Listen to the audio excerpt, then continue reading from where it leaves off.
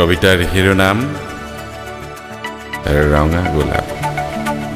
কবি তছলিমা বেগম, সংগীত সুভাষ গগৈ। প্ৰচণ্ড বেগেৰে অহা ছাতি চেঁচা বতাহে খুলি দিলেহি মোৰ আন্ধাৰ কোঠাৰ খিৰিকীখন। চাকি গছি এই নুমাও মেজৰ ওপৰত থকা মোৰ পুৰণি ডায়েৰ পাতবিলাক বতাহে শিলা শিলাকৈ লুটিয়াবলৈ ধৰিলে।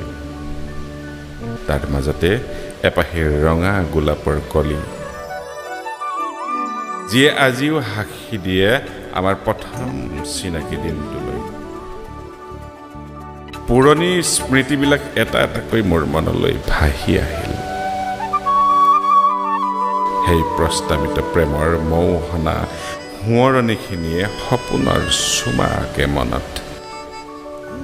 লাজৰ অলংকাৰ পিন্ধি মই জনী তোমালৈ চাওঁ নেচাওঁকৈ পৰ্দাৰ আঁৰৰ পৰাই চাইছিলোঁ। তেতিয়া সময়ো ৰৈ গৈছিল।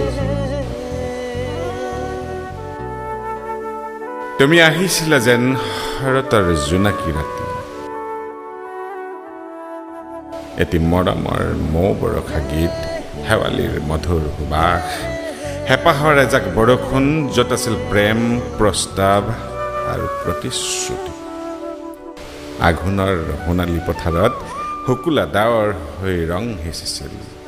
প্ৰথম লগ পোৱা মুহূৰ্তৰ স্মৃতি এতিয়াও সজীৱ হৈ আছে।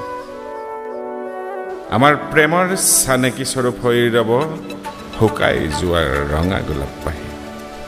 তোমাৰ হাতৰ আমৰ স্পৰ্শই আজিও মনৰ মাজত গেৰুৱা আভাস আনে।